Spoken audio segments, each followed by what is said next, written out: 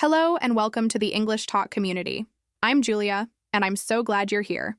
Whether you're listening while walking, cooking, commuting, or just relaxing at home, I want you to know that this is your space, a place where you can learn, practice, and grow your English without pressure, without fear, and without the need to be perfect.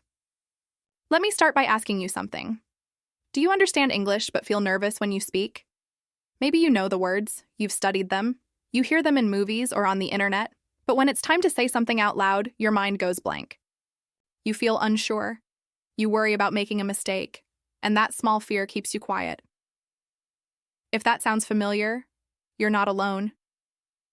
I talk to English learners every day from all over the world, people from Warsaw, Jakarta, Nairobi, Seoul, Lisbon, and beyond. And you know what? Most of them feel the same way at some point. They understand a lot of English. They watch videos, read posts, even think in English sometimes. But speaking? That's the hard part. That's the part that feels scary. And I get it. Because speaking feels like a risk. It feels like showing your level to the world. But here's something I want you to remember, and please take this to heart. You don't need to be perfect. You just need to be understood. English is not about flawless grammar or long, complicated sentences. It's about connection. It's about expressing yourself clearly and simply. And that's exactly what we're going to work on today. In this episode, I'm going to teach you 35 simple, useful English phrases that you can use in real daily conversations. These are not advanced or academic expressions. These are real-world phrases. Things you would say when ordering a coffee, meeting someone new, asking for help, checking into a hotel, or just chatting about the weather. And the best part? You don't need to memorize all of them today. Just listen, repeat, and let the phrases become familiar. The more you hear them, the more natural they'll sound. And soon, they'll start to come out of your mouth when you need them, without you even thinking too hard. Why focus on phrases? Well, words are important, of course, but phrases are where communication really happens. When you know full phrases, you don't have to build every sentence from zero. You already have the tools. It's like having ready-made blocks you can use to build your conversations. And when you have those blocks in your mind, speaking becomes so much easier and more automatic. Now you might be thinking, but I'm still at a basic level. Can I really use English like this? The answer is yes. In fact, this is the best way to build confidence and improve your speaking naturally. We're not aiming for perfection. We're aiming for clarity, comfort, and progress. And trust me, small progress is still progress. Think of it like this. Imagine you're in Berlin and someone asks you, "Do you speak English?" And you say, "A little." Now imagine you smile and follow up with, "I'm still learning." That one phrase, "I'm still learning," already shows so much. It shows your attitude, your openness, and your courage. That's what makes language beautiful. You're communicating, you're connecting, even with simple words. So, in this episode, as you listen to these phrases, I want you to do something. Don't just listen passively. Repeat them with me, out loud if you can. Whisper them if you're in public, but say them. Let your mouth and your voice get used to English. It's not enough to know the phrase in your head. You have to say it to really make it part of your speaking. And remember, making mistakes is part of learning. Everyone makes mistakes. Native speakers do too. The key is to keep going, to keep trying, and to keep speaking. Every time you try, you're getting better. Every time you speak, you're building confidence. And here's a secret. People don't expect you to speak perfectly. They expect you to try. And when you do, they appreciate it. They listen. They help. So don't be afraid to open your mouth. You might be surprised by how much you can already say. As we go through this episode, I'll give you simple phrases in context. I'll tell you short stories with characters from different parts of the world, like Anna from Helsinki, Musa from Johannesburg, Lila from Istanbul, and Carlos from Mexico City. These stories are here to show you how English works in real life, not just in a textbook. You'll hear how these phrases sound in real situations, and you'll see how people use them to connect, solve problems, and build confidence. I know, it's easy to get caught up in studying grammar rules or memorizing long word lists. But here in the English Talk community, we believe in practical English. English you can use. English that helps you live your life, travel, study, work, and make friends. That's why these 35 phrases are more than just expressions. They're tools. They're keys to conversations. And with them, you'll feel more ready to speak, not someday, but today. Before we begin, I want to invite you to make a small decision. If this podcast has helped you in any way, if it's encouraged you, if it's made you feel a little more confident, consider subscribing and leaving a like or review. It might seem like a small action, but it tells us that this kind of content is helping people. It also helps others find us, people just like you, who are looking for a way to feel stronger in English. And maybe you know someone else who's learning English too. A friend, a classmate, a cousin. Share this episode with them. We grow better when we grow together. This is not just a podcast, it's a community. And you're part of it now. So get comfortable, take a deep breath. And remember, you're not here to impress anyone. You're here to learn, to try, to grow. And I'm here with you every step of the way. Let's speak together. Let's talk about something that happens to all of us when we travel, move to a new city, or even just walk into a cafe alone. Meeting new people. It can feel exciting but also a little scary, especially when English isn't your first language. You don't know what to say. You wonder, what if I say something wrong? Or, what if they don't understand me? But the truth is, you don't need advanced words or long, impressive sentences. You just need a few simple phrases to start the conversation, and once you do, something amazing happens. A small sentence becomes a connection. Let me share a story with you. It's about Louis, a 28-year-old from Paris. Louis works remotely for a design company, and recently he decided to take a short break in Dublin, Ireland. He wanted to experience a new city, meet new people, and practice his English in real situations. On his second day in Dublin, he walked into a small local cafe, ordered a cappuccino, and sat near the window with his laptop while he was replying to emails. Someone about his age sat at the table next to him. They made eye contact. There was that moment when you're not sure whether to say something or not, but Louis remembered one phrase he'd heard many times before. He looked up, smiled, and said, "Hi, how are you?" That's it. Just 4 simple words. And guess what? The other person smiled and replied, "I'm good, thanks. How about you?" Louis said, "I'm good too." Then, without thinking too much, he added another phrase he had practiced many times. "Nice to meet you." The person laughed and said, "Nice to meet you too. Are you visiting Dublin?" And Louis, feeling more relaxed, answered, "Yes, I'm from Paris. I'm here for 1 week." Then he asked, "Where are you from?" In less than 1 minute, Louis had started a real conversation with a stranger, using just a few basic phrases. "Hi, how are you? Nice to meet you. Nice. Where are you from?" Simple questions, no pressure. And yet, they opened the door to a friendly chat that lasted almost half an hour. They talked about the weather, good places to eat, things to see in Dublin, and even music. What helped Louis wasn't perfect grammar or a big vocabulary. It was the courage to use basic English naturally. And it's the same for you. These short, simple phrases are your tools. You already know them. You've probably heard them many times. But now it's time to start using them. Let's look at those 3 phrases again. The first one, "Hi, how are you?" This is the most common way to say hello and check in with someone. It works in almost any situation. You can say it to someone you just met, to someone you haven't seen in a while, or even to a stranger at a cafe, in a class, or at work. And even if the person answers, "I'm good, thanks," and the conversation stops there, that's okay. You've made the first move. The second phrase is, "Nice to meet you." This one is perfect when you're introduced to someone for the first time, or when you meet someone new on your own. It shows friendliness and makes the conversation feel warmer. You can even add something like, "It's my first time in this city," or "I've heard a lot about this place," to keep the conversation going. And the third phrase, "Where are you from?" This is a classic question that people ask all the time. It's safe, polite, and it opens the door to learning something about the other person. And when someone asks you that question, you can say, "I'm from Tokyo," or "I'm from Madrid," or wherever your home is. You can even add, "But I'm living in," if you've moved recently. You see, these phrases don't need to be perfect. What matters is your tone, your smile, and your willingness to connect. English learners often feel pressure to speak in long, complete sentences, but real conversation is built on short exchanges. People often speak in simple terms, especially when meeting someone new. No one expects you to sound like a native speaker. They expect you to be real. And when you're real, they'll respond in kind. So, if you're ever in a cafe like Louis and someone sits near you, maybe in Barcelona or Seoul or Nairobi, don't be afraid to make eye contact and say, "Hi, how are you?" That's all it takes to begin. And if they respond, you can follow with, "Nice to meet you," and "Where are you from?"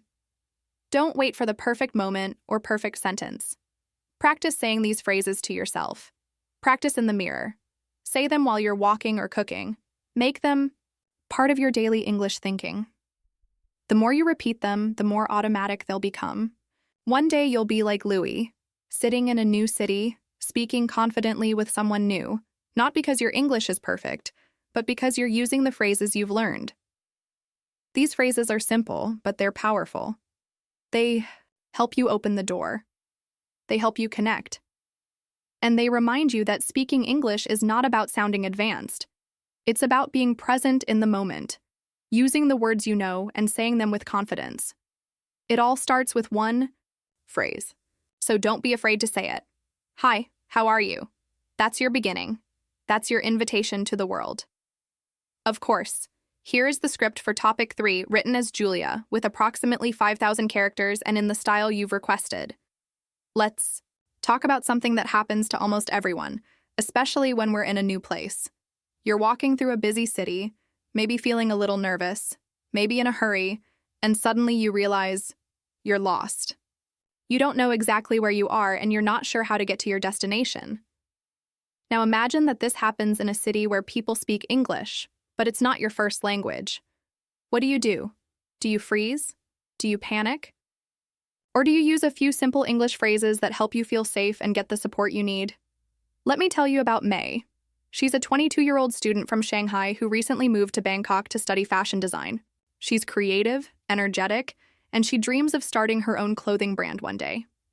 Last month, she had a very important appointment, her first internship interview at a small but well-known design studio in the city. It was her chance to learn from professionals and get closer to her dream. She planned everything. She laid out her clothes the night before, reviewed her notes, and left home early so she would arrive on time. But Bangkok is a big city. Streets are busy, and signs can sometimes be confusing. May followed the directions on her phone, but halfway through the walk, the app stopped working. The map froze. She tried to refresh the page, but nothing happened. She stood at the corner of a street looking around, trying to figure out where she was. Time was passing quickly. She started to feel anxious. But then she remembered a short phrase she had practiced many times. "Can you help me, please?" She looked around and saw a woman who seemed friendly, standing near a fruit stand. May walked up and said softly, "Excuse me, can you help me, please?" The woman smiled and nodded. May showed her the address on a piece of paper and said, "I'm looking for this address." The woman took a moment to look at it and then pointed in a direction. But May wanted to be sure she had enough time to walk. So she asked, "Is it far from here?" The woman shook her head and said, "No, just 5 minutes that way. Go straight and turn left at the next traffic light." May thanked her and walked quickly, arriving at the interview just in time. Later that day, she shared the story with her classmates. She told them that knowing how to ask for help in English made her feel more in control, even in a stressful moment. It was simple, but it worked. She used 3 short phrases. "Can you help me, please?" "I'm looking for this address." "Is it far from here?" When you think about it, these phrases are not complicated, but in a real-life situation, they become powerful tools. They help you stay calm. They help you connect with others. And most importantly, they help you move forward. Asking for help isn't a sign of weakness. It's a sign of strength. It shows that you're willing to speak, to try, to reach out. It's part of everyday life.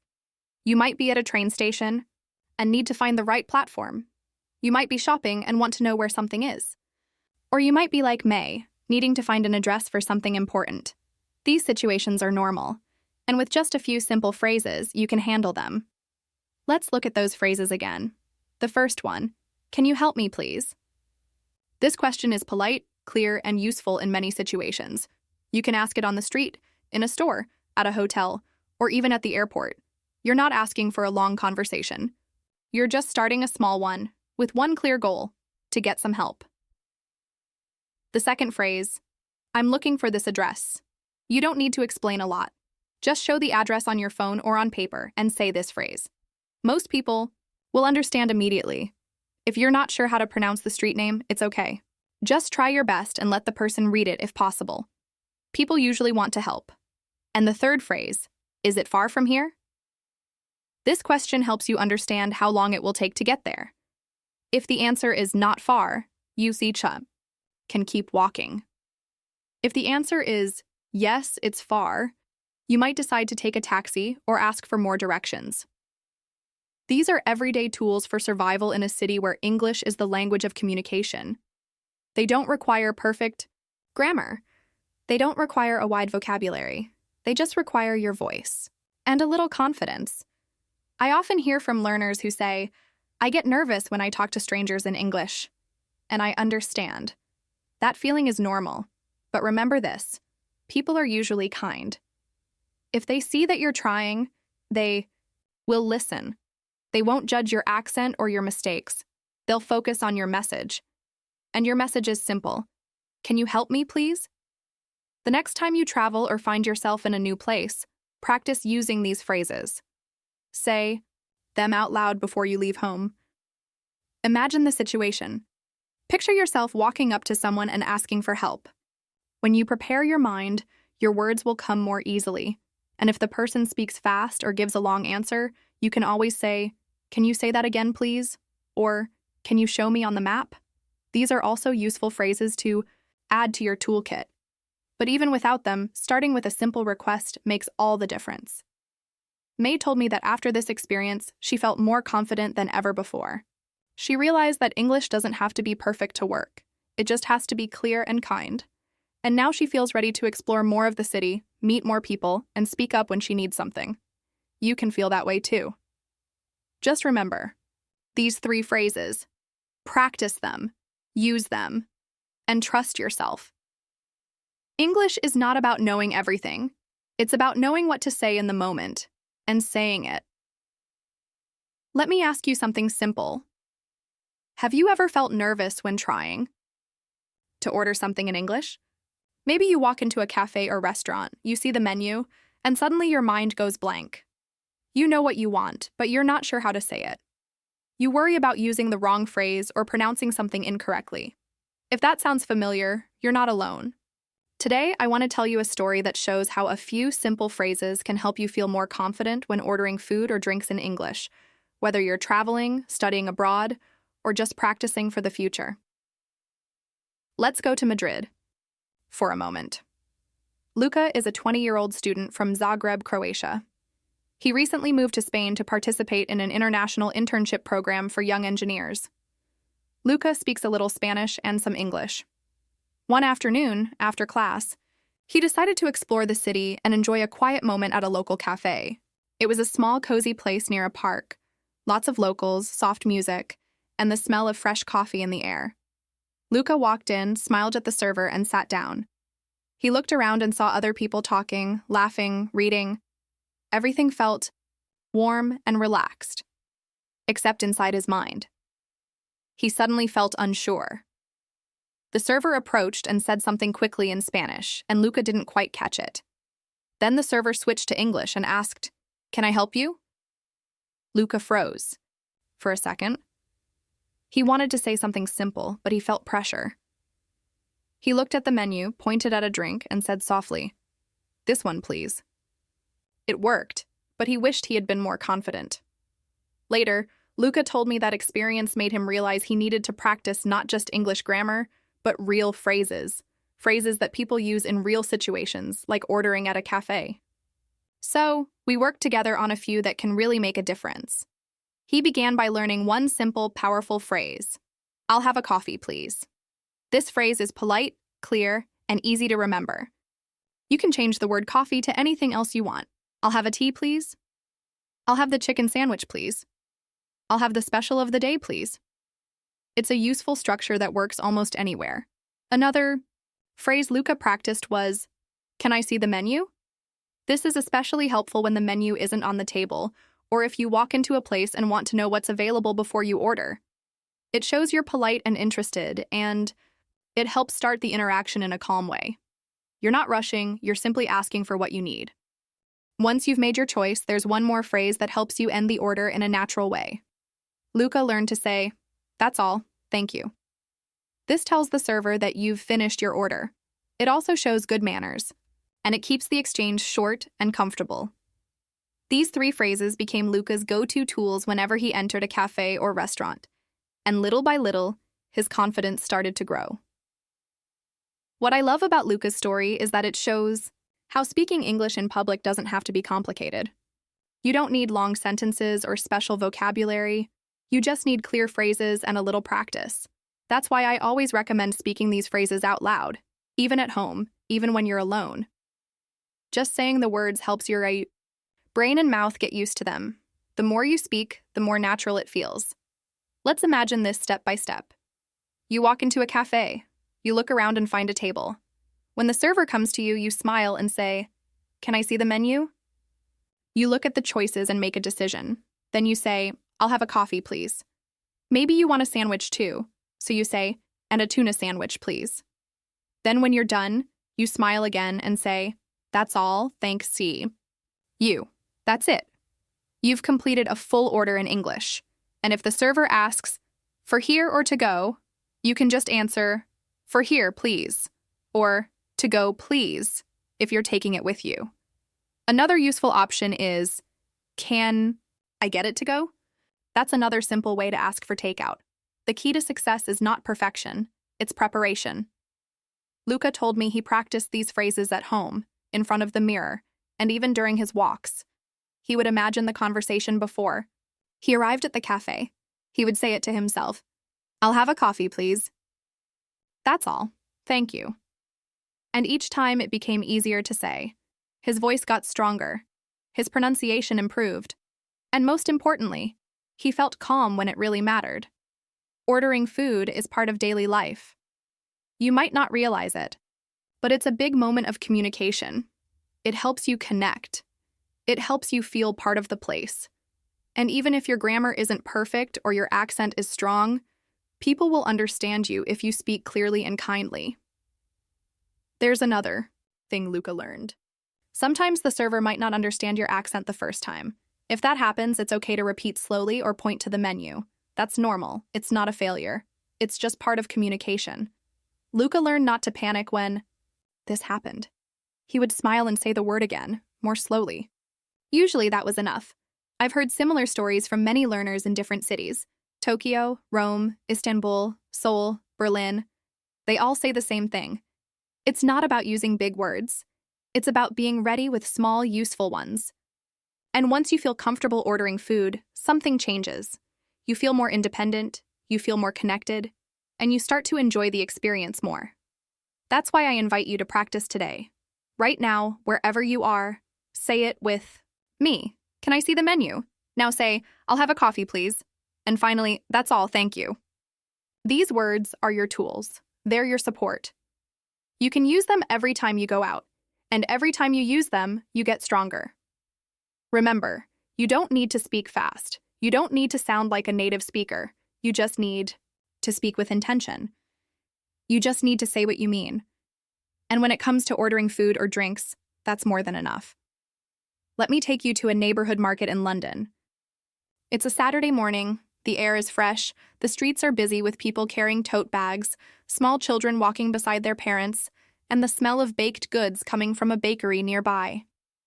It's the kind of scene that feels full of life, and it's where today's story begins.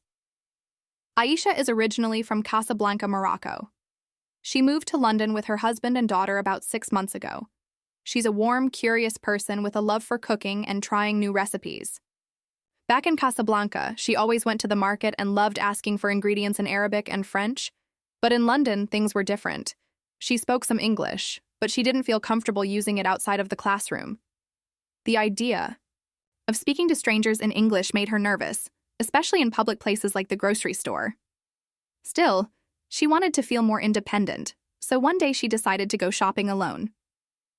There was a small local store just a few blocks from her apartment. As she walked through the door, she took a deep breath. She reminded herself, "You don't need to be perfect, just speak simply and clearly." As she walked down the aisles, she picked up a few things she recognized: some fruit, a bottle of milk, a bag of rice. But then she needed something she didn't know the English name for. She held the item in her hand, looked around, and spotted an employee nearby.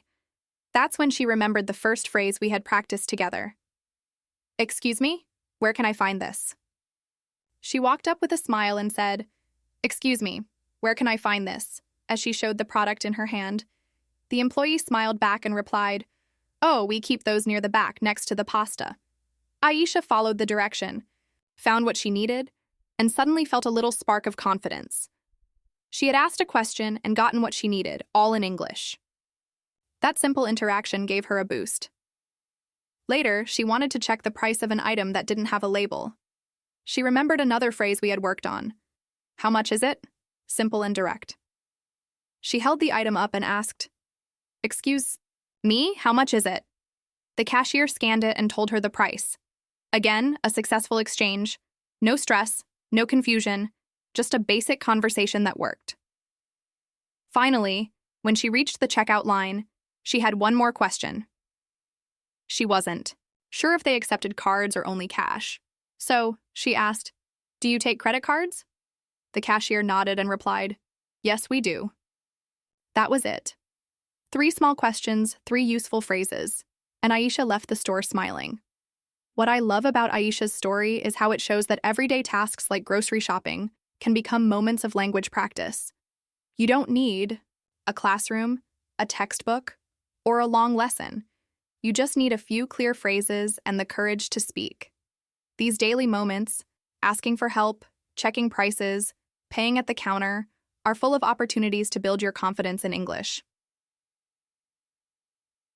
Let's take a moment to repeat those phrases together. First, "Excuse me, where can I find this?" You can use this anytime you're looking for something. Just hold the item or point to it. It works in stores, in libraries, in offices, almost anywhere. The phrase is polite, and people usually respond with kindness when you ask like this. Next, how much is it? This question helps you when you can't see the price. It's short and easy to understand. You can also say, "What's the price of this?" Or, "Could you tell me how much this costs?" But I always recommend keeping it simple. How much is it? Is direct and it gets the job done. And the last phrase, "Do you take credit cards?" This is a great one to know, especially if you're traveling or shopping somewhere new. You can also ask, "Can I pay by card?" or "Do you accept cards?" But again, simple is better. "Do you take credit cards?" is clear, polite, and easy to remember. Aisha told me that after that first successful visit, she started using those same phrases in other places: the pharmacy, the post office, the bookstore. Each time, her voice got stronger. She wasn't worried about grammar or making mistakes. She focused on being understood. And you know what? That's the most important thing. I want to remind you of something that Aisha learned and shared with me.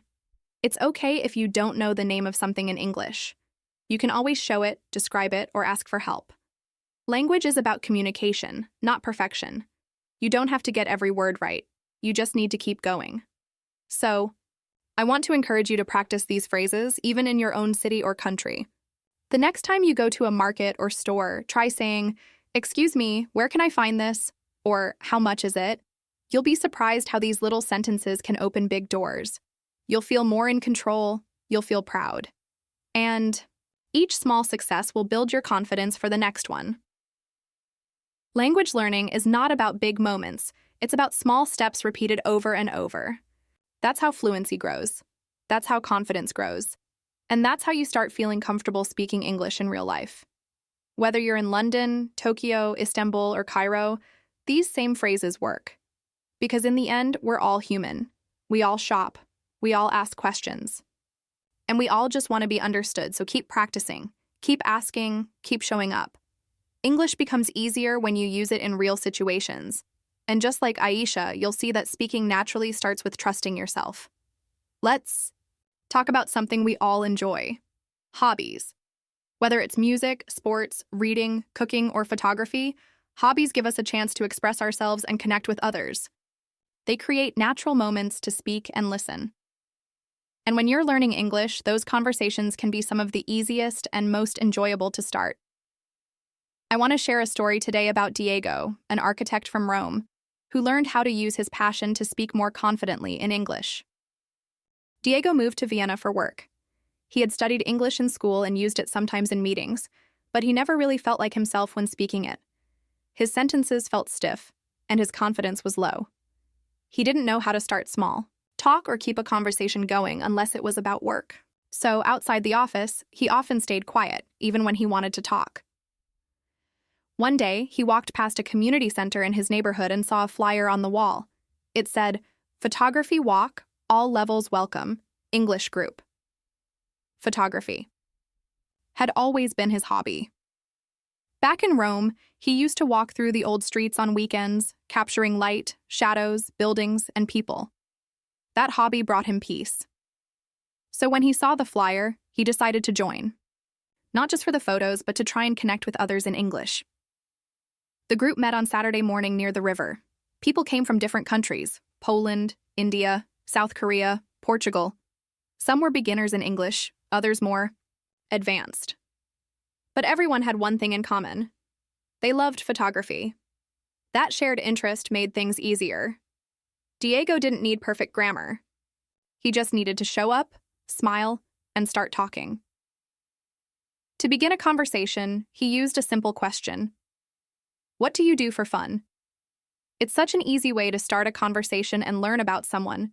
It doesn't feel too personal or too formal. It's friendly. And most people enjoy talking about what they love. He asked this to a woman from Warsaw who was taking pictures of boats on the river. She replied, "I like painting and walking with my dog." Just like that, they started a conversation. Then it was Diego's turn to share. He said, "I like taking photos in my free time." He didn't try to say something complicated. He didn't worry about sounding impressive. He just said what he felt. And the beauty of it is, it worked. She smiled and asked more questions. They talked about their favorite places to take pictures, the kind of cameras they used, and why they liked street photography. No pressure, no grammar tests, just two people connecting over something they enjoy. Later in the walk, another person was trying a new camera for the first time. Diego saw him looking confused and asked, "Have you tried this before?" That question opened another conversation. The man said no. It was his first time using a manual lens. They ended up talking for 20 minutes about settings, lighting, and favorite photo spots in the city. Diego was surprised at how easily the conversation flowed. I love this story because it shows how hobbies help you focus on the connection, not the language. When you're doing something you enjoy, you're more relaxed. You're not thinking about every word. You're just being yourself. That's when English becomes real and alive, not just a subject, but a tool to share who you are. Let's take a minute to repeat the phrases Diego used. First, what do you do for fun? This is one of my favorite questions. It works at parties, group events, or when meeting someone new. You can also say, what are your hobbies? Or what do you like to do in your free time? But what do you do for fun? Sounds the most casual and friendly. Now let's look at the second phrase. I like taking photos in my free time. You can use the same structure with any hobby. I like cooking. I like playing tennis. I like reading novels. It's a simple way to share something about yourself. It gives the other person a reason to ask more questions and continue the conversation. The third phrase is, have you tried this before? This is so useful when you're doing something new with other people, cooking, painting, hiking, or even learning English. You can also say, is this your first time doing this, or do you do this often? These questions invite others to talk and share their experience. You don't need perfect pronunciation or long explanations. You just need to be curious, ask questions, listen, share your interests. That's what Diego learned, and that's what I want you to remember. If you're not sure what to talk about in English, Start with your hobbies. Think about something you love, something that makes you feel excited or relaxed. Then practice talking about it in simple sentences. You don't have to say much. Even 2 or 3 sentences can start a real connection. And when you talk about something you enjoy, your voice sounds more natural. You smile more. People feel that. And if you don't have a hobby right now, maybe it's time to try something new. Join a class, take a walk with a camera, learn a FIA, recipe from a YouTube video. Find a group online that meets in English to talk about books or music or movies. These are not just fun activities, they're language practice too. Diego told me that after a few photography walks, he started meeting some of the same people again. Each time, conversations felt easier. His confidence grew. He even found himself helping someone else who was nervous about speaking. And that's the beauty of learning like this. You grow naturally, step by step, just by doing what you love. So next time you're with others, and you want to start a conversation, remember Diego's questions. Ask what they do for fun. Share what you enjoy. And don't worry about your grammar. Focus on connection. Your words, even simple ones, can open the door to real conversation. And that's how fluency begins. One of the most powerful tools you can use when speaking English is something we often forget about: small talk. Small talk is not deep conversation. It's not about debating ideas or explaining complex things. It's the light, casual talk we use to connect with others in everyday moments. And when you're learning English, small talk is a friendly and simple way to start building confidence. I want to share a story today about Claire, a university student from Canada who moved to Tokyo for a 1-year exchange program. Her experience shows how even simple phrases can help you feel more comfortable and connect with others, even in a new culture. Claire grew up in a small town in Canada and studied Japanese for 2 years before her exchange. When she arrived in Tokyo, she was excited, but also nervous. She wanted to meet people, speak both English and Japanese, and experience life in a big city. But when school started, she realized something. Many of her classmates were shy. They didn't talk much during breaks, and no one started conversations. She thought maybe they didn't want to speak English, so she stayed quiet too. One day, she was waiting outside the cafeteria, and it was a sunny day. She turned to the girl next to her, smiled, and said, "Nice weather today, right?" The girl looked surprised, then smiled back. "Yes, very nice," she said. They didn't talk much more that day, but it was the beginning. That one sentence was enough to break the silence. Claire told me that moment gave her confidence. She started using small talk more often, not just to fill silence, but to open doors.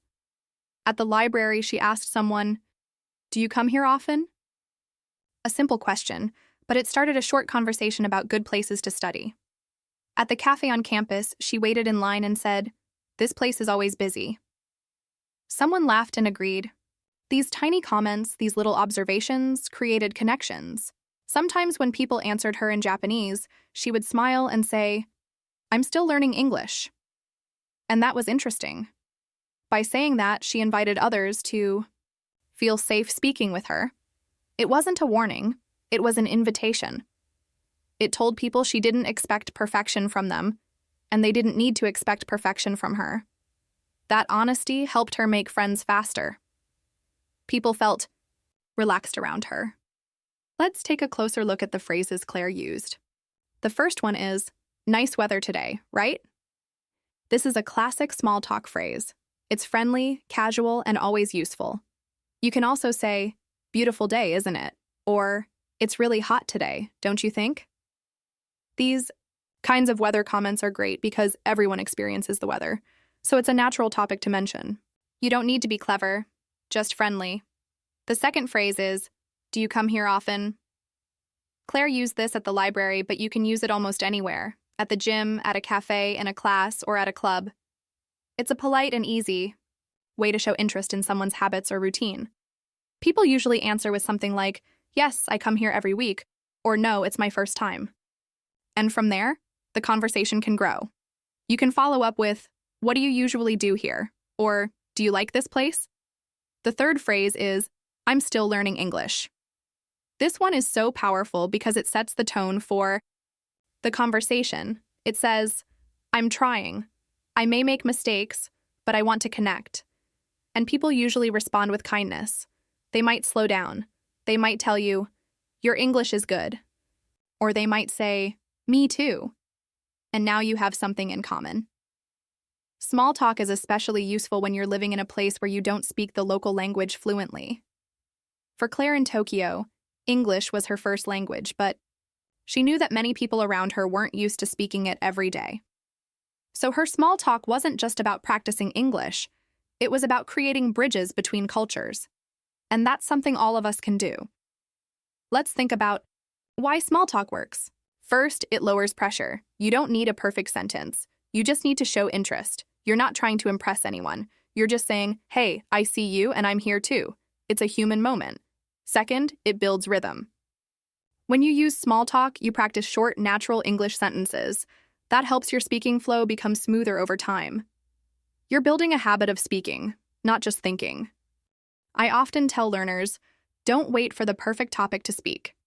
If you're waiting for deep questions like, "What do you think about the future of technology?"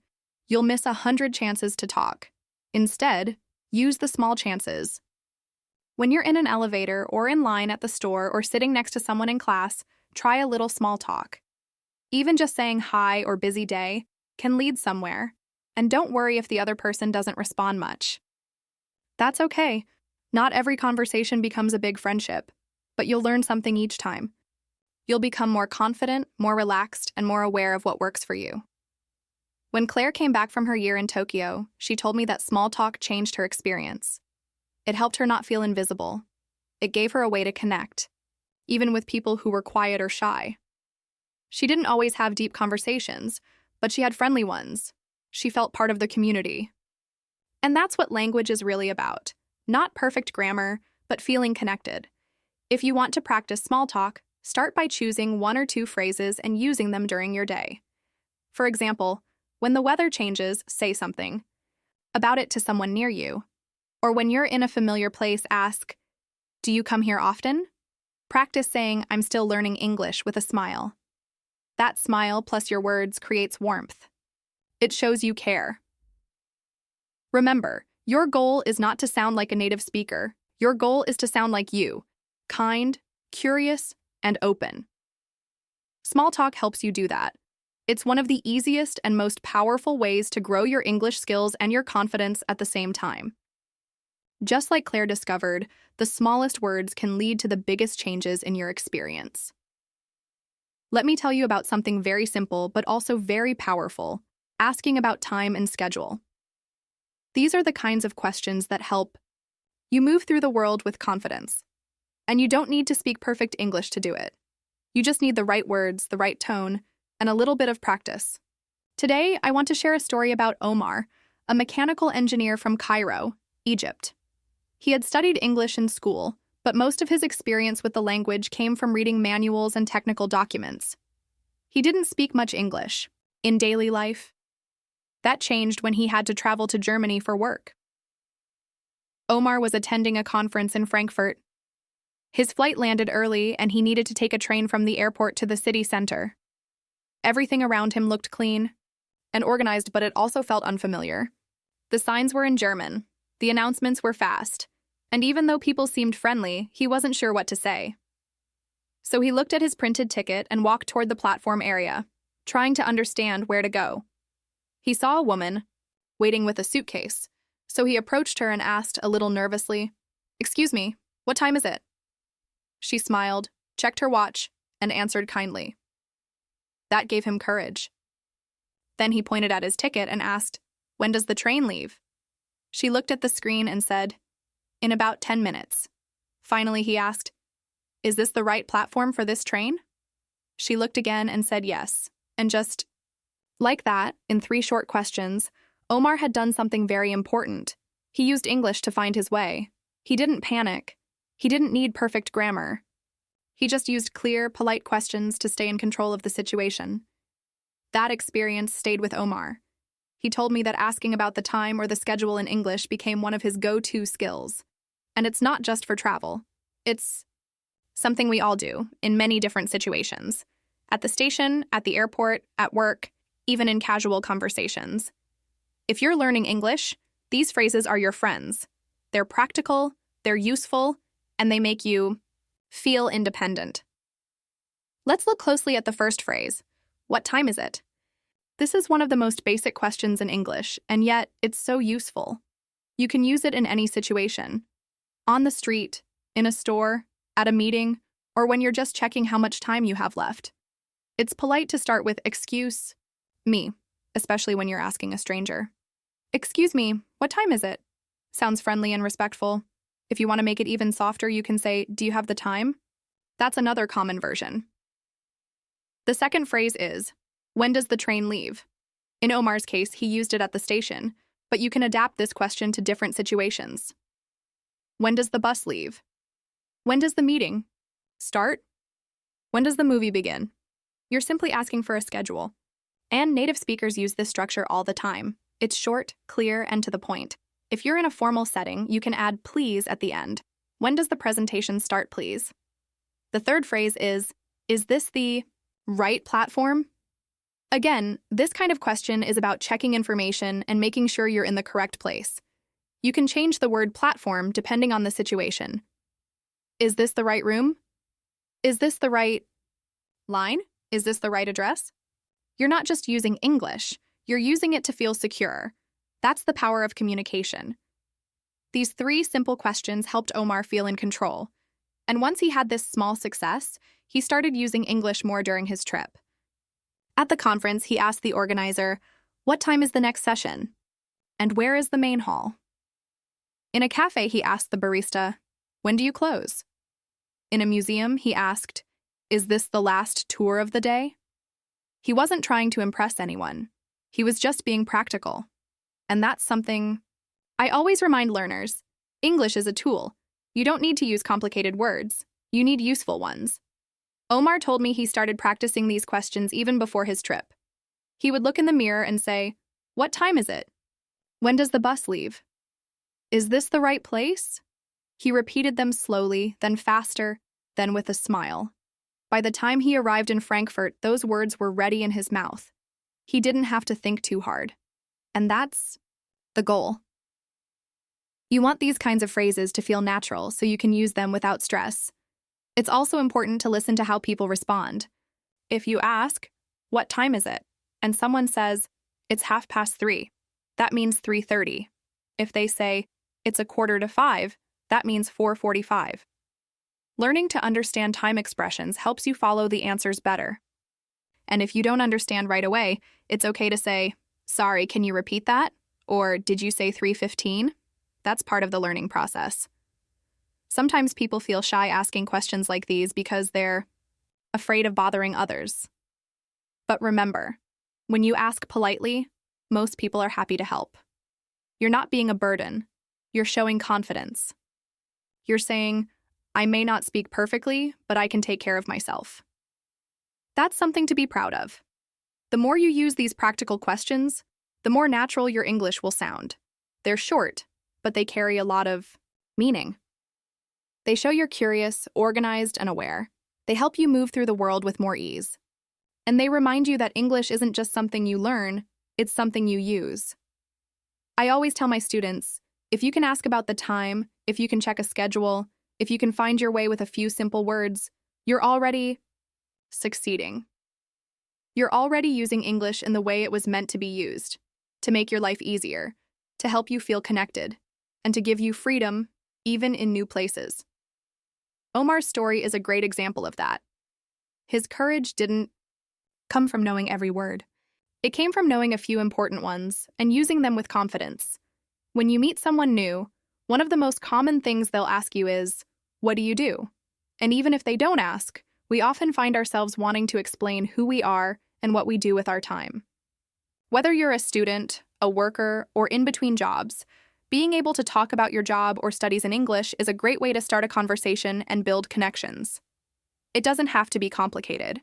You just need a few simple phrases that you can use with confidence. Let me tell you about Haruka, a young woman from Osaka, Japan, who moved to New York to study graphic design. Haruka had studied English in school, and she was good at grammar, reading, and writing. But when she arrived in New York, she realized something important. Knowing the rules of English is not the same as using English in real life. She felt nervous when people asked her simple questions like, "What do you do?" or "Where do you study?" Her first instinct was to say something short and walk away. But she knew that if she wanted to make friends and feel more comfortable, she had to practice speaking. She joined a local art club at the community center near her apartment. On her first day, someone smiled and asked her, "Are you working? Or studying?" Haruka smiled back and said, "I'm a student." Just 3 words, but they opened the door. The other person asked, "What are you studying?" And she replied, "I just started a new course in graphic design." Another person nearby asked, "Where are you taking classes?" And she said, "At a school in downtown Manhattan." In that short moment, Haruka used 3 simple phrases that helped her connect with the group. "I'm a student." "I just started a new course." "I study graphic design." They were clear, natural, and personal. She didn't need long explanations. She just needed to share a little bit about herself in a way that felt comfortable. Let's look at those phrases more closely. The first one is, "I'm a student." This sentence is powerful because it's short and direct. You can use it in almost any situation. If you're studying part-time or full-time, it still works. If you want to add more information, you can say, "I'm a design student," or "I'm a language student." You can also say, "I'm studying English," or "I'm studying marketing." These sentences help people understand what your focus is. The second phrase Haruka used was, "I just started a new course." This is a friendly and natural way to tell someone that you're learning something new. You don't have to give all the details. Just saying, "I just started," shows that it's recent and that you're excited about it. You can also say, "I'm taking a course in design," or "I'm learning about user experience." The point is to show what you're doing right now, not what you plan to do in the future or what you did 5 years ago. Simple present and present continuous are perfect for this. Now, let's talk about jobs. Many people are shy about talking about their work in English, especially if their job titles don't translate easily or sound confusing in English. But you can always keep it simple. Haruka also practiced saying, "I work as a designer." This phrase is easy to adapt. You can say, "I work as a teacher," "I work as a chef," "I work as a nurse," or "I work as a cashier." If you want to be more general, you can say, "I work in healthcare," "I work in education," or "I work in sales." Sometimes people say, "I'm working part-time," or "I'm looking for work." That's okay too. If you don't have a job at the moment, you can still be honest and say, "I'm between jobs," or "I'm focusing on my studies now." These are natural ways to explain your situation without feeling uncomfortable. Haruka told me that once she started using these phrases regularly, conversations became easier. At a coffee shop, someone asked her, "Are you visiting or living here?" And she said, "I live here. I'm studying graphic design." Later, she met someone at a bookstore and said, "I'm a student and I work part-time at a cafe." These small pieces of information helped her start conversations, build friendships, and feel more at home in New York. Another thing that helped her was practicing out loud. She would stand in front of the mirror and say things like, "I'm a student from Japan," "I study design," "I just started a new course," or "I work part-time at a coffee shop." The more she said these things, the more natural they felt. So when someone asked, she didn't freeze. The words were already in her mind. These kinds of sentences are also great because they lead to follow-up questions. If you say, "I'm a student," someone might ask, "What are you studying?"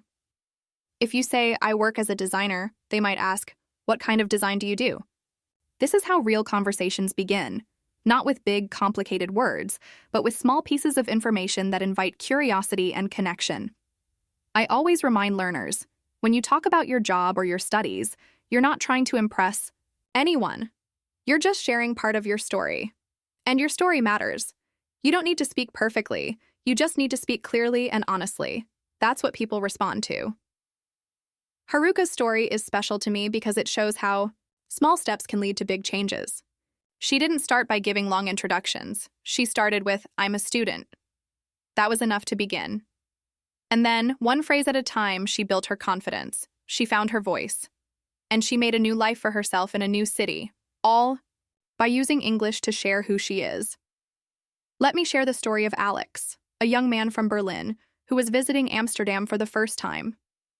Alex had to see a doctor during his trip because he was feeling sick, and he used very basic but effective English phrases to communicate. Alex arrived at the doctor's office feeling nervous because this was his first time explaining health problems in English. He had learned a lot of medical vocabulary in school, but when he tried to remember the exact words, his mind went blank.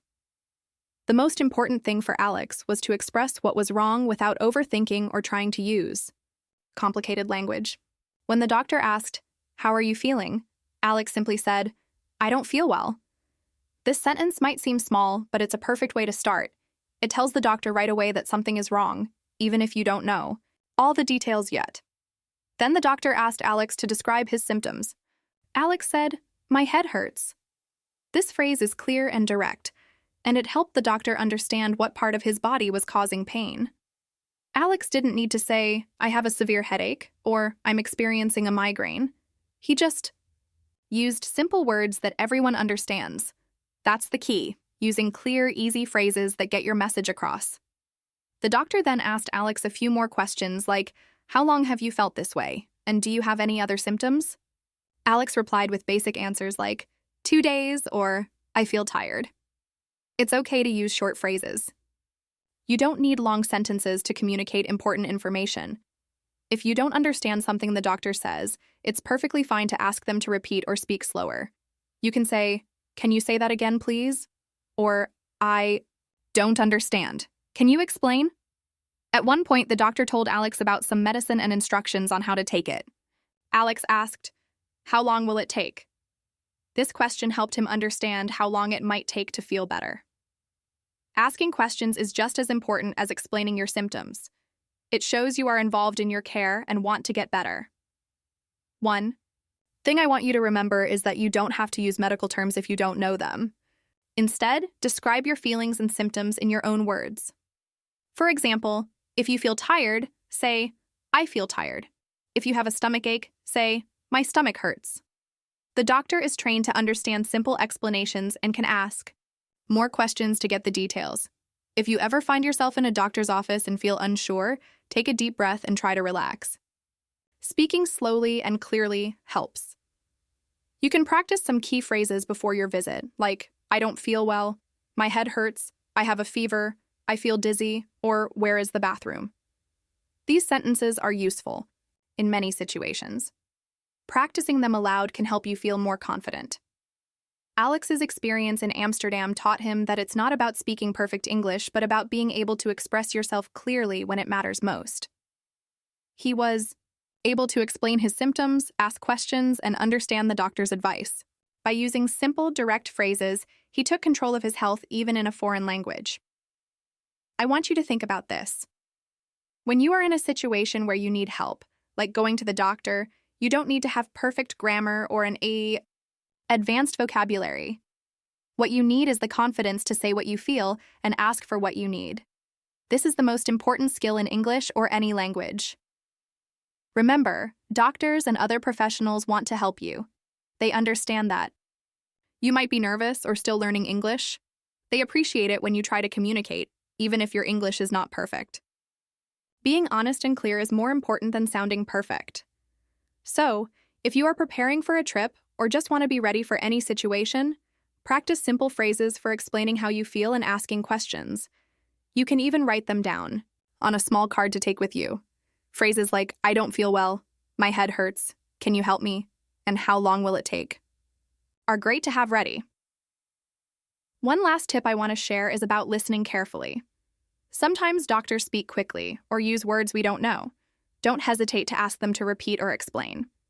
Saying, "Can you say that again?" or "Please speak slowly" is completely okay and shows you want to understand. Alex's story reminds us that clear communication is a bridge, not a barrier. It helps us get the care we need, feel more secure, and take better care of ourselves. And remember, you are not alone. Millions of learners around the world face the same challenge. Step by step, phrase by phrase, you can build your confidence. Keep practicing these useful phrases. Think about your own health and how you would explain it in English. Imagine a time when you might need to visit a doctor or a nurse and practice what you would say. You can even role play with a friend or in front of a mirror. This kind of practice is not just about language. It's about preparing yourself for real life. It's about feeling ready, calm, and capable when you need help the most. So take your time, speak simply, and trust yourself. You are doing great by learning these important phrases, and you are becoming more independent every day. I believe in you. Let me tell you the story of Maria. Maria is from Athens, and she was visiting Istanbul for the first time. Istanbul is a beautiful city with so much history, and Maria wanted to visit a famous museum. She knew the name of the museum, but she wasn't sure where exactly it was or how to get there from her hotel. Maria felt a little nervous at first, but she remembered some basic English phrases that she had practiced. She walked up to a local person and said, "Excuse me, how do I get to this place?"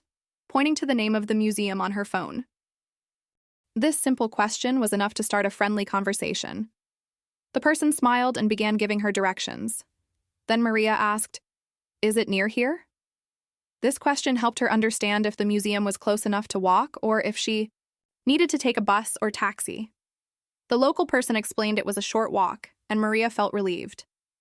Finally, Maria wanted to be sure she was on the right path, so she asked, "Can you show me on the map?"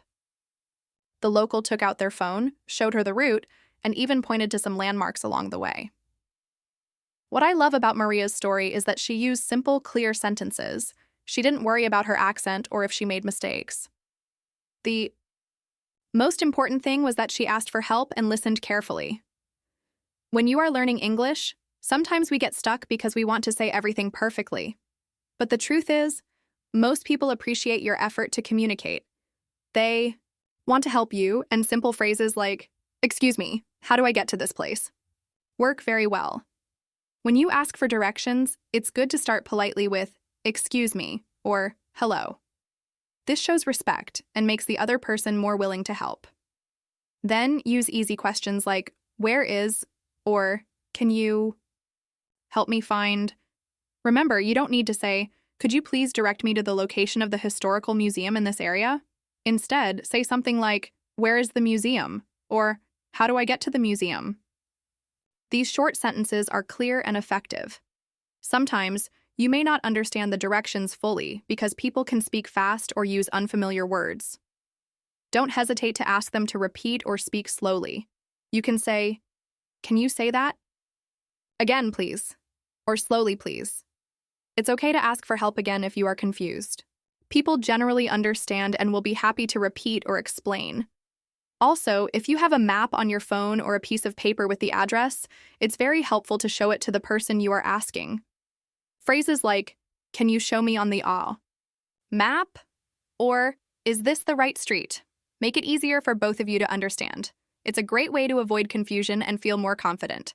I encourage you to practice these phrases out loud. You can imagine yourself in a new city or even at home, pretending to ask for directions.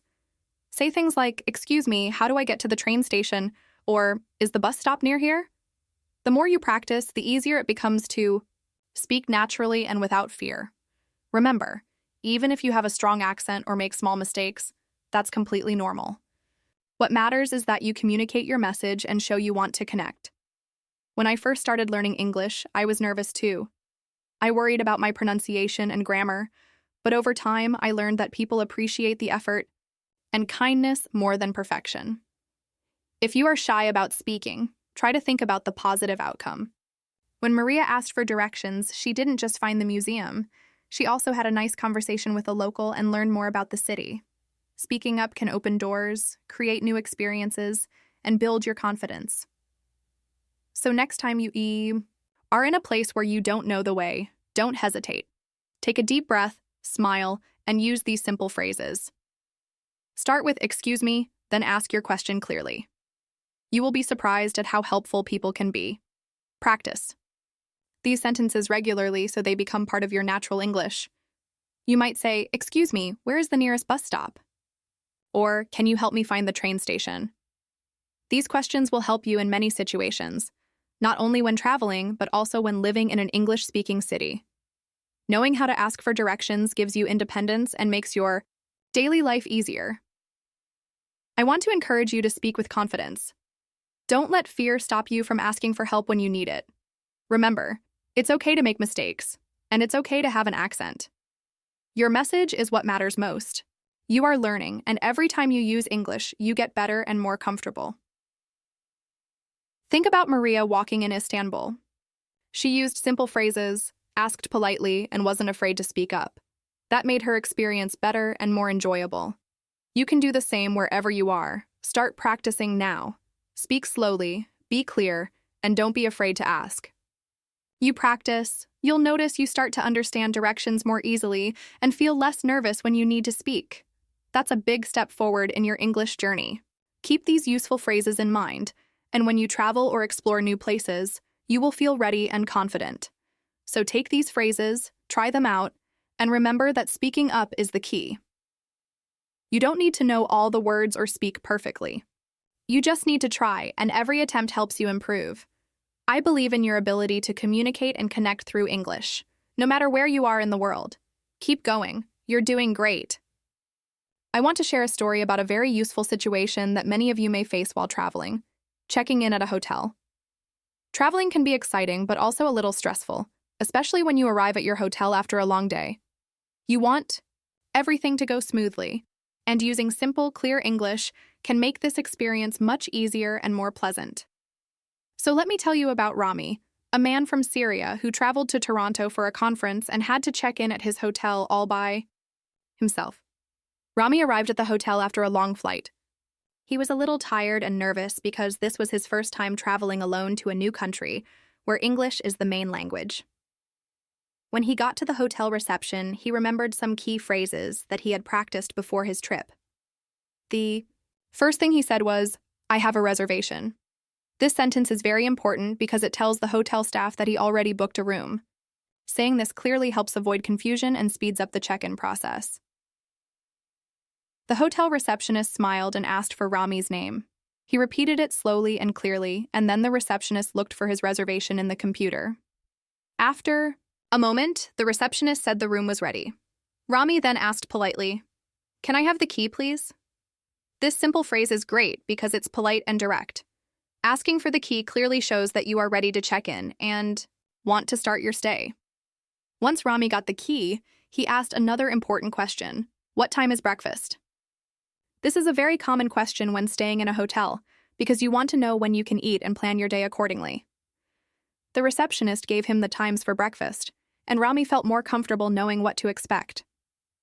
These simple phrases helped Rami feel more independent and confident during his travel. I want you to know that using these phrases is not difficult, and you don't need to know many words to communicate well in a hotel. The most important thing is to practice these sentences out loud so you feel ready to use them. When you say, "I have a reservation," "Can I have the key, please?" and "What time is breakfast?" you sound polite, clear, and confident. Sometimes, when checking in, you might need to say other simple things too. For example, if you want to ask about Wi-Fi, you can say, "Is there Wi-Fi here?" or "Can I have the Wi-Fi password, please?" If you have any questions about your room, you can ask, "Is the room quiet?" or "Can I have extra towels?"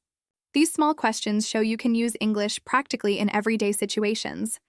It's also helpful to listen carefully to the hotel staff's answers. Sometimes they may speak quickly, but you can always ask them to repeat by saying, "Can you say that again, please?" or "Slowly, please." This is completely normal, and most people will be happy to help you. Don't be afraid to ask if you don't understand something. When you know these hotel phrases well, your travel experience becomes much more enjoyable. You don't have to wait for someone to translate or feel lost in a new place. You can take control, check in smoothly, and get all the information you need. That feeling of independence is amazing, and it motivates you to use English more every day. If you are planning a trip or just want to practice, try imagining yourself at a hotel reception. Say out loud, "I have a reservation. Can I have the key, please?" and "What time is breakfast?" Practice these sentences until they feel natural. You can even practice with a friend or record yourself to listen later. One important thing to remember is that it's okay to make mistakes or have an accent. The hotel staff are used to helping travelers from all over the world, and they care more about understanding you than perfect pronunciation. The goal is to communicate clearly and politely, and these simple phrases help you do exactly that. I also want to encourage you to be patient and positive during your travel. Sometimes things don't go exactly as planned, but speaking English with kindness and confidence helps solve many problems. Like Rami, you can handle new situations calmly and enjoy your journey more. The more you practice these phrases, the easier it becomes to use English naturally. Checking in at a hotel is just one example, but it shows how useful simple sentences can be in real life. You don't need long or complicated sentences, just clear, polite questions and statements. Next time you travel, or even imagine traveling, remember these easy phrases for hotel check-in. They are your tools to communicate better and feel more comfortable. Using English in everyday situations builds your confidence step by step. So start practicing now. Speak out loud, try different phrases, and don't be afraid to use English when you travel. You will see that it makes your trips smoother and more enjoyable. I believe in you and your ability to use English confidently in any situation. Keep practicing, and your English will keep improving every day. I want to talk about one of the easiest and most natural ways to start a conversation in English: talking about the weather. You may think, why the weather? It's just something everyone knows. But that's exactly why it's so useful. Talking about the weather is a simple and friendly way to connect with others, especially when you are in a new place or just want to practice your English in everyday situations. Let me share with you a story about Ingrid, a woman from Norway who lives in Seoul, South Korea, and how she uses weather conversations to build connections with people around her. Ingrid moved to Seoul for work and found herself in many new situations every day. One thing she noticed was how easy it was to start talking with strangers when she commented on the weather. For example, when she got into a taxi, instead of staying quiet or worrying about what to say, she tried a simple phrase. "It's really hot today." The taxi driver smiled and agreed, and that small sentence became the start of a friendly chat. This shows that weather is something everyone experiences, and using it as a conversation starter helps break the ice. Imagine being in a new city or country where you don't know many people yet.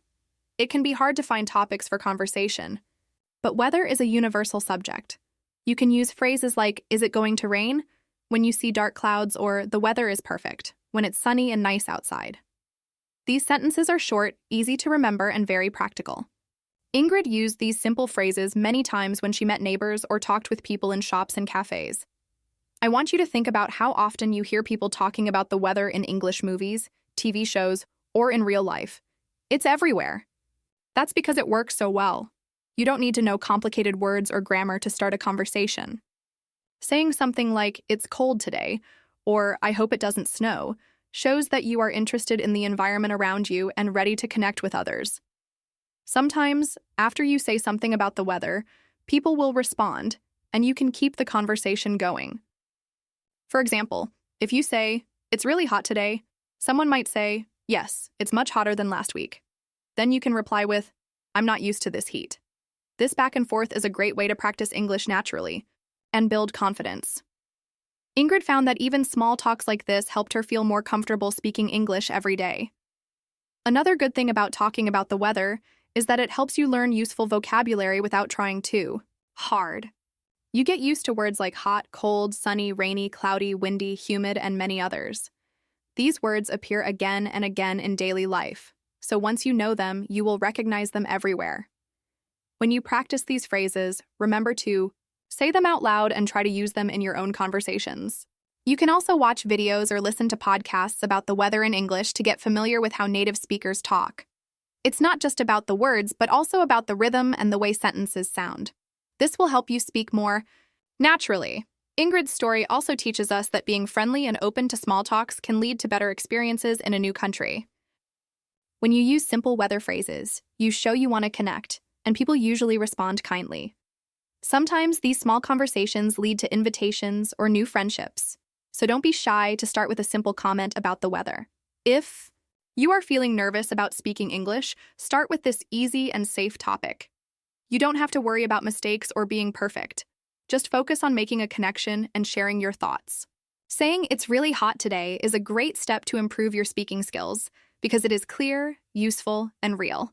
I also want to remind you that when you use weather phrases, it's okay if your pronunciation is not perfect. The important part is that people understand you and you feel comfortable speaking. You can practice by repeating these sentences several times a day, maybe when you check the weather on your phone or look outside your window. Try this. Next time you meet someone, like a taxi driver, neighbor, or shop assistant, start with a simple weather comment. It can be, "It's a nice day, isn't it?" Or, "I hope it doesn't rain today." See how they respond and use that chance to practice speaking English naturally. You will be surprised how many conversations start with just talking about the weather. So remember these simple sentences. "It's really hot today." "Is it going to rain?" And "The weather is perfect." These are your tools to start easy and friendly conversations. They help you sound more natural and confident in English. Plus, they show you are ready to connect with people around you, no matter where you are in the world. Keep practicing these phrases out loud, and don't be afraid to use them every day. Talking about the weather is a simple way to practice English and meet new people. Ingrid's experience shows that using these easy sentences helped her build confidence and feel more at home in a new city. You can do the same. I'm excited for you to try these phrases in your own life. Practice, listen, and speak about the weather, and you will see how much your English improves and how many new connections you can make with just a few simple words. Remember, English is about communication, not perfection, and talking about the weather is a great way to start. I want to share with you the story of Raj, a young man from Mumbai, who had to make a connection in New York on his way to London. His experience shows how simple English phrases can make your airport journey much easier and less stressful. Raj was traveling alone for the first time internationally. He was nervous about navigating the large airport in New York, worried about finding his gate and understanding all the announcements. But he prepared himself by learning some basic but very useful phrases in English that helped him feel confident. For example, when he landed and needed to find his next gate, he asked an airport staff member, "Where is gate 23?" This simple question helped him get clear directions and saved him from wandering around the airport unsure of where to go. This is a perfect example of how even a short, straightforward question can solve big problems.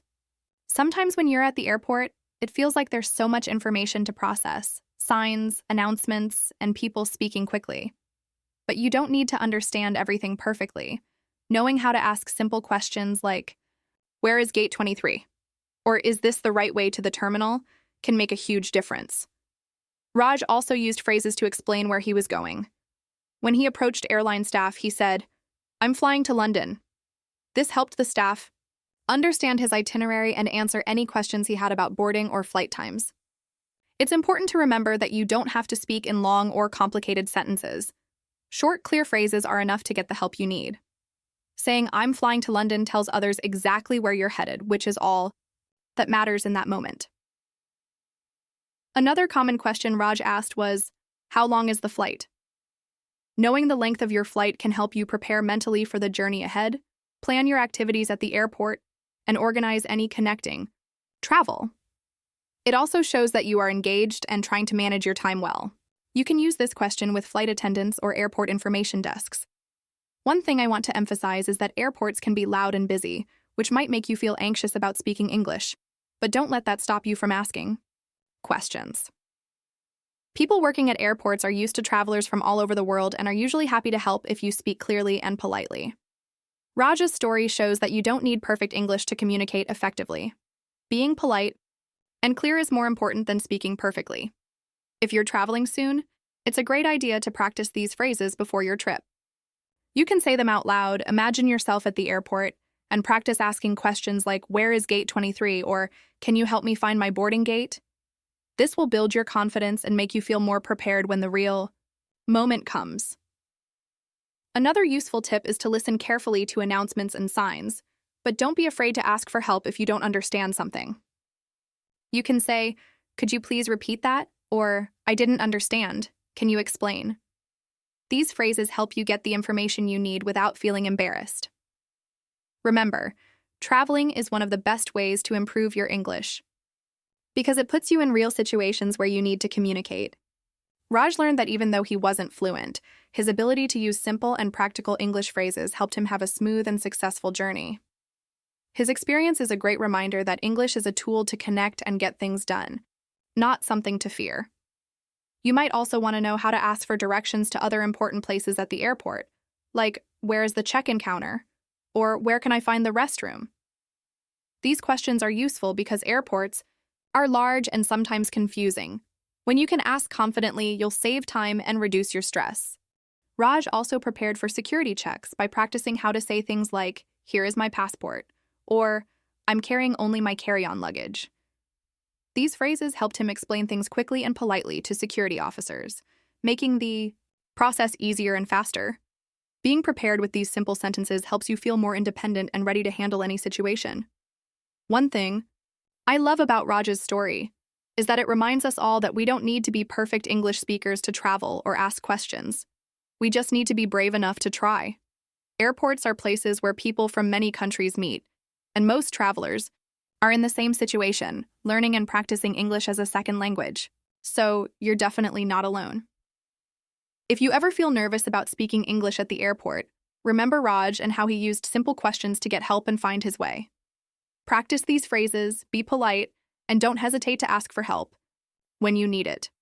This approach will make your travel experience much more enjoyable and less stressful. So, the next time you travel, keep these phrases in mind. Where is gate 23? I'm flying to London. How long is the flight? Using them will help you feel prepared and confident. Airports can be challenging, but with a few key phrases and a positive attitude, you can navigate them easily. I'm excited for you to practice these airport phrases because once you feel comfortable using them, your journeys will become smoother. Traveling with English doesn't have to be scary. It's a chance to use your skills and discover new places. Keep practicing and remember that every question you ask is a step forward in your English learning journey. This is your final practice session, and I'm here to encourage you to keep going because learning English is a journey that you can absolutely succeed at. You don't have to be perfect or speak like a native overnight. What matters most is consistency and confidence in using what you know. Let's start by going over some simple but powerful phrases that can help you in everyday conversations. I want you to listen carefully and then pick 3 phrases that feel easiest or most useful to you. Once you have your 3, I want you to say each one out loud, at least once or twice. This kind of practice helps your mouth get used to the sounds and your brain remember the meaning. Here are some examples. Hi, how are you? This is a perfect phrase to greet someone and start a friendly conversation. Next, can you help me, please? This is essential for asking for help politely. Another one is, I'll have a coffee, please. Great for ordering food or drinks confidently. How about where is gate 23 if you travel often?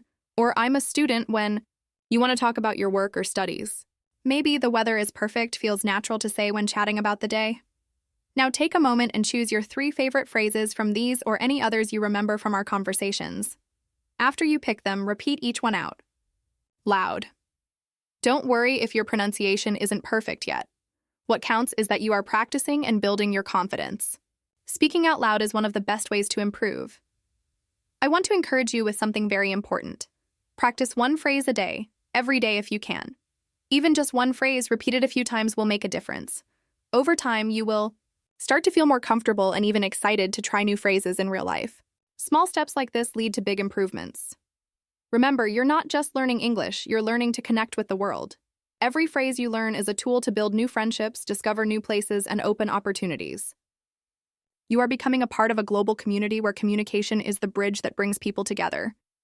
Sometimes learning a new language can feel challenging or slow, but I want you to remember that every person who speaks English today started exactly where you are now, with simple words, simple sentences, and practice. The key is to keep going, even if you make mistakes or feel shy. Mistakes are part of learning, and every time you try, you get better. If this episode helped you in any way, I invite you to follow us here at the English Talk community. Sharing this episode with a friend who is also learning English can be a great way to support each other. Learning together makes the journey more fun and motivating. Keep practicing, keep speaking, and never forget why you started. You are building skills that will serve you for a lifetime, and I'm so proud of every effort you make. Your voice matters, your English matters, and the world is waiting to hear what you have to say.